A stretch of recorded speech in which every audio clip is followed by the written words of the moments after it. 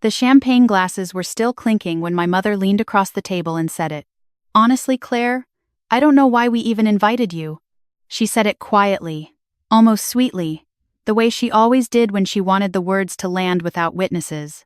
The rehearsal dinner was in full swing around us. My sister Natalie's future in-laws laughing at something across the room, the caterers moving in smooth, practiced arcs, white candles flickering along the center of every table. And there was my mother, in her dusty rose dress, smiling at me like she'd just offered a compliment. I picked up my water glass. I took a slow sip. I didn't say a word.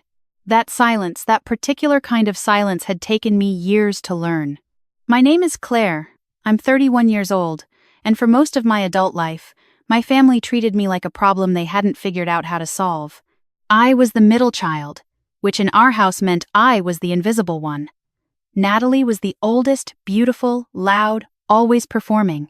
My younger brother Daniel was the baby, the one my parents softened for. And I was somewhere in the middle, doing things quietly, building things slowly, never announcing anything until it was already done. That drove them insane. My father was a contractor. My mother managed the social calendar of their lives with the same intensity some people apply to actual careers. What mattered to them was appearance, what the neighbors thought, what the family said at Easter, whether Natalie's engagement photos looked better than the Hendersons' daughters. They were not cruel people in any dramatic sense. They were just people who had decided, somewhere along the way, that my way of existing in the world didn't fit the image they were curating, so they simply minimized me. When I was 22 and turned down a stable office job to start a small software consulting business from my apartment, my father called it a phase. When I moved to Austin at 24, my mother told her friends I was figuring things out. When I didn't come home for Thanksgiving 2 years in a row because I had deadlines and clients and a business that was beginning to actually work, Natalie told me I was being selfish. I never explained myself. Not once. Maybe I should have. Maybe the silence gave them too much room to fill with their own narrative. But I had been raised in that house too, and I knew that explanations only gave them more material to pick apart. So I built quietly. And I let them think whatever they wanted. By the time I was 29, my consulting firm had 12 employees and contracts with 4 mid-sized tech companies in Texas and Colorado. By 30, I had bought my first property, a small commercial building in East Austin, that I leased to 2 startups. I didn't own a yacht. I didn't drive anything flashy. I lived in a 2-bedroom house that looked modest from the outside because I liked it that way, because I had learned from watching my parents that the loudest version of success was always the most fragile. They didn't know any of this. To my family, I was still Claire who was doing some computer stuff. Claire who was probably fine but definitely not as settled as Natalie. Claire who didn't have a husband or a big house in the suburbs. So what exactly did she have to show for herself? That was the story they'd told so long it had become fact inside their heads. And then came the wedding. Natalie had been engaged to a man named Greg for 14 months. Greg was an orthodontist from Phoenix, pleasant, clean-cut. The kind of man who remembered everyone's drink orders. I didn't dislike him. He had kind eyes, and he laughed easily, and he seemed to genuinely love my sister, which was more than I could say for what she seemed to think of me. The wedding was set for a Saturday in late September. The rehearsal dinner was the Friday before, at a restaurant my parents had booked in Scottsdale. I flew in from Austin Thursday night, rented a car, checked into my hotel alone. I arrived at the restaurant on time. I always arrived on time. My mother's comment came within the first 20 minutes. After the water glass moment, I watched her turn back to the table and pick up where she'd left off in a conversation about centerpieces. No pause, no flicker. She had said it, and moved on the way you move on from correcting someone's posture quickly, without ceremony, like a reflex. I looked down at the breadbasket in front of me. An hour passed. The food came and went. Greg's family was warm and slightly overwhelmed by mine, which I understood. My father made a toast that was about 90% about Natalie and 10% about himself. Natalie cried the beautiful, controlled kind of tears that photographed well. It was when the dessert plates were being cleared that my sister leaned over. "I'm glad you made it," she said. And for a half second I thought maybe this was something. Mom wasn't sure you'd come, she continued. We figured you probably couldn't afford the flight. She wasn't being vicious. That was the thing that made it so hard to hold on to. She actually believed it. In her version of reality, I was scraping by in Austin, doing freelance computer work, probably stressed about the cost of the hotel room. I looked at her. I thought about saying something.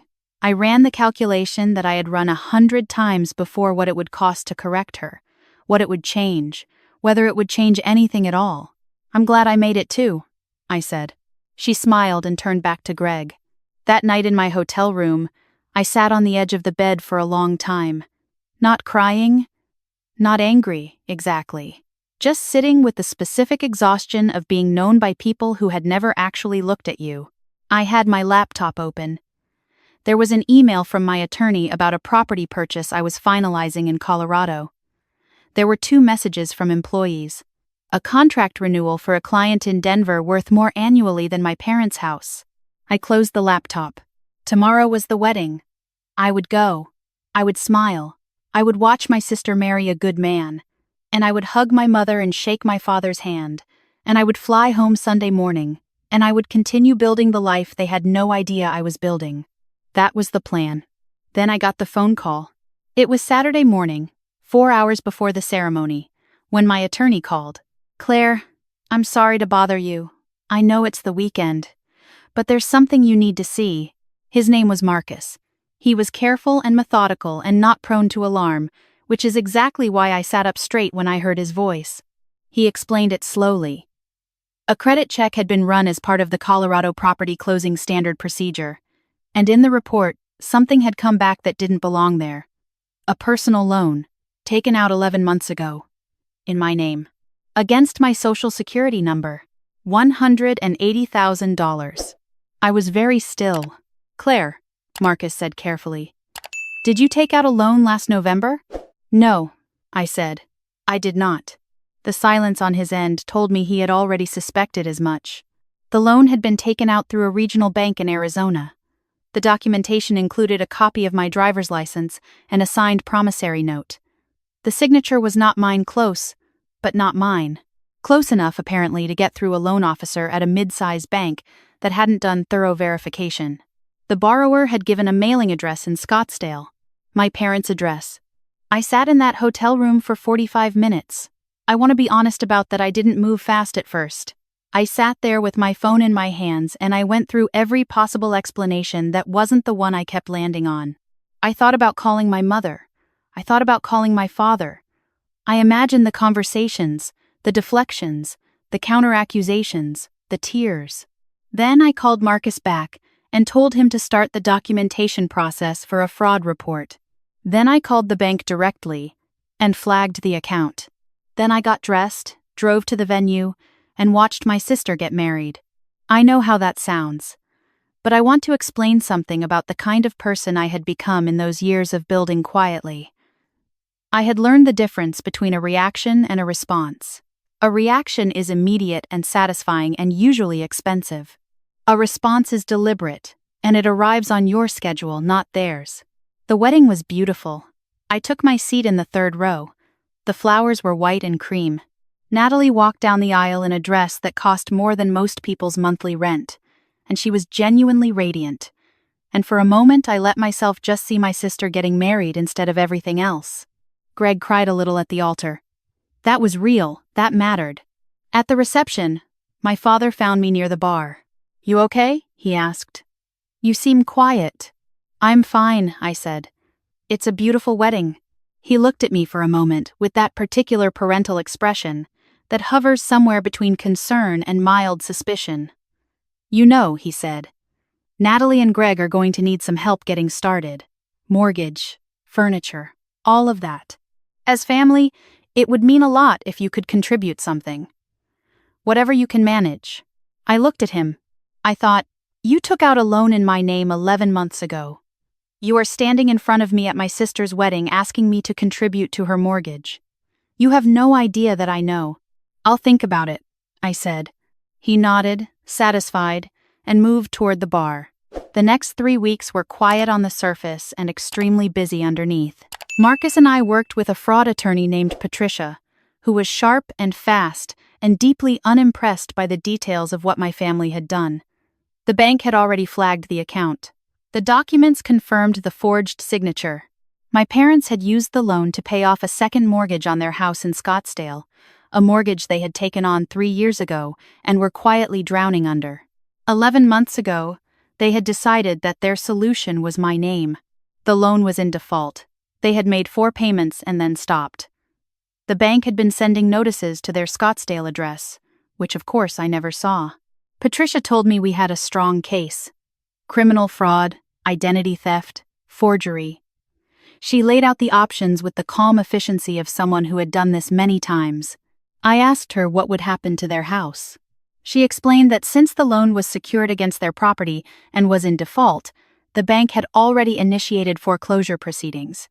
It was moving slowly, the way these things do, but it was moving. I asked her what I could do to speed up my removal from the debt liability. She said, "Quite a bit, actually." I also asked her one more question, which she answered, and which I sat with for a long time before I made any decision.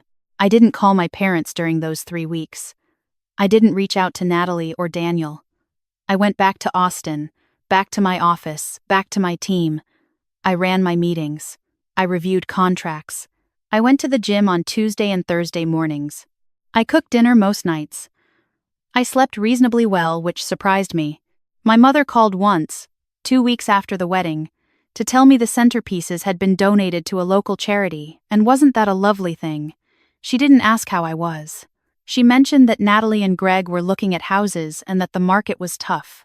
I said, "It really is." She said, "I hope you can help them out a little." "I'll see what I can do," I said. I hung up and sat at my kitchen table for a moment. Outside the window, the light was doing that late afternoon thing it does in Texas, going gold and flat across the rooftops. A dog was barking somewhere down the street. Normal sounds. Normal evening. I thought about the version of this conversation my mother believed she was having, calling her struggling middle daughter, dropping a gentle hint about family generosity, expecting either a small check or a graceful excuse. I thought about the conversation she was actually having. Then I made a few phone calls. The fraud report was filed formally with law enforcement on a Thursday. I had documentation of everything: the loan application, the forged signature comparison done by a handwriting analyst Patricia had used before, the bank statements showing the funds transferred to an account linked to my parents' Scottsdale address, the foreclosure timeline. The officers who handled the initial report were professional and not particularly surprised, which told me something about how often this kind of thing happens between family members. My parents were contacted the following Monday. I was not there for that conversation. I didn't need to be. What I was told later by Patricia, who had spoken with the bank, was that my father had initially insisted there must be a misunderstanding, that my mother had cried, that when the officer explained the nature of the charges and the documentation that existed, the misunderstanding defense had a very short run. Natalie called me that evening. Claire. Her voice was tight, in a way I had never heard before. "What did you do?" "I filed a fraud report," I said, "because someone committed fraud in my name. That is Mom and Dad." She said it like I had missed the point entirely. "I know who it is. They needed help. They were desperate. If you had been more present, if you had been willing to help the family instead of just doing your own thing for years, maybe they wouldn't have had to." "Natalie," I said, "stop." She stopped. "They forged my signature on a legal document and took $180,000 in my name. That's not a family disagreement. That's a crime." The silence on her end was long. "You're going to destroy this family," she finally said. "They made a choice," I said. "This is what happens after that choice." I kept my voice steady. I had practiced being steady for a long time. The foreclosure on my parents' house finalized 6 weeks later. I had, by that point, been fully removed from the fraudulent debt. Through the legal process, the bank had acknowledged the forgery. The liability was cleared from my name, and my credit report was restored. The house went to auction. I want to be careful about how I explain what happened next, because I don't want it to sound like something it wasn't. I didn't do it out of spite. I didn't do it to hurt them. I did it because a property in Scottsdale at a foreclosure price was a reasonable investment, and because there was another reason, quieter than that I'll explain in a moment. I bought the house. My parents found out through their attorney, who found out from the bank, who listed the new owner of record. When my father called me the first time he had called me, I realized, in over a year, his voice was different from any way I had heard it before. "Claire," he said. "Is it true?" "Yes," I said. He was quiet for a moment. "What are you going to do with it?" I had thought about this question for a while. I had run it through a lot of different versions of myself, the version that was still sitting at that rehearsal dinner, absorbing my mother's words, the version that was in the hotel room with the phone in her hands, the version that had walked into that wedding and smiled through 4 hours of celebrating a family that had been stealing from her. "I haven't decided yet," I said, which was true. What I had decided was that I would give them time to live somewhere temporary while I considered my options. I arranged, through Patricia, for a letter to go out to my parents, explaining that the property matter would not require them to leave immediately, that there would be a 60-day window while arrangements were made. It was not generosity exactly. It was more like space. Space for everyone to understand what had happened before anyone had to decide what came next. My mother called me 3 days after my father's call. She didn't start with an apology. That would have been surprising, and I had stopped expecting things to surprise me. She started with an explanation: the second mortgage, the financial spiral, my father's business slowing down, the shame of it, the fear. She talked for 11 minutes before she ran out of words. And then, finally, at the end, she said, "I should have come to you. Not I'm sorry. Not what we did was wrong." But it was the closest she had come in my entire life to saying that she had handled something badly, and I sat with that for a moment and decided it was something. "Yes," I said. "You should have. I didn't think you could." She stopped. Reconsidered. "I didn't know how much you had built." There it was. I had protected my privacy so thoroughly that my own family had not known who I was. That was my choice. I owned it. But I also knew that even if they had known, the rehearsal dinner comment would probably still have happened, because the dynamic between us was not really about money. It was about the story they needed me to play inside of. "I know," I said. We stayed on the phone for a little longer. It was not a warm conversation. It was not a resolved one. But it was honest in a way that our family had never quite managed before, and I thought that was worth something, even if I didn't know yet what it was worth. The charges resulted in a formal process. Fraud of this nature documented forgery, identity theft. Financial fraud against a family member does not quietly disappear, even when the victim is a family member who is ambivalent about consequences. Patricia walked me through the options. The DA's office was involved. My parents' attorney negotiated. In the end, there were no prison sentences. My parents were in their early 60s. First offense, full cooperation, no prior record. But there was restitution. There was a formal legal record. There was probation. There were consequences that were visible and real, which was what the people in those comment sections had been asking for, and which I think mattered more than anything dramatic. I transferred ownership of the Scottsdale house to a property management company I control. My parents negotiated a below-market lease for 12 months while they made other arrangements. That was not sentimentality. It was a practical solution that also gave my father time to avoid having to explain the situation to every neighbor at once. Natalie didn't speak to me for 2 months. Daniel, who had stayed largely on the sidelines through all of it, called me one evening and said simply, "I didn't know they had done that." I believed him. We talked for an hour, which was more than we had talked in 3 years, and it was, strangely, fine. Greg, my sister's husband, sent me a text that said, "I don't fully understand everything that happened, but I respect how you handled it." I thought that was decent of him. I still live in Austin. The business is doing well, better than well, if I'm being accurate. I hired 2 more people this fall. We signed a contract I'm particularly proud of with a healthcare tech company in Nashville. I still have the same house with the same modest exterior. Still go to the gym Tuesday and Thursday. Still cook most nights. Some things changed. Natalie and I have had 3 phone calls since everything settled. They are careful conversations The kind where both people are holding something fragile and trying not to squeeze too hard. But they are conversations, which is more than we had before. My mother sends texts sometimes. Short ones, a photo of a garden she visited, an article about something she thought I might find interesting. It is not reconciliation exactly. It is something smaller and more tentative than that, and I am choosing to let it be what it is. My father has not called since the conversation about the house. I think he is still working out how to be someone who did what he did, and I think that work is his to do. I walked along the river near my house last Sunday evening. The light was going amber and the trail was mostly empty. Just a few other people with dogs and earbuds, everyone in their own quiet orbit. I thought about the rehearsal dinner. I thought about sitting in that hotel room with the phone in my hands. I thought about all the years of building quietly, of protecting what I was making, of letting their version of me stand uncorrected. I don't regret the quiet. I built something real inside of it. But I think I used to confuse silence with safety, and those are not the same thing. Silence can be a strategy, and it was for me, but it also let a story run for too long without any truth in it, and that had a cost I didn't fully see until the bill came. I'm not angry. That's the truest thing I can tell you. I am past the version of this that lives in anger.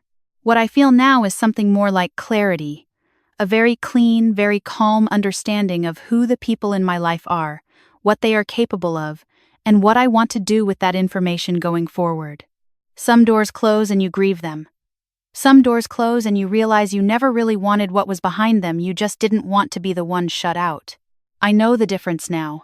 And on that Sunday evening, with the water going silver beside the trail and the city humming at a comfortable distance, I thought about what I was building next. Not a response to anything, not a correction of anything, just the next thing, the thing that was mine, the thing that had nothing to do with proving something to someone who wasn't looking anyway. I walked home as it got dark. I made dinner. I read for an hour before bed. And for the first time in a long time, the quiet felt entirely like mine.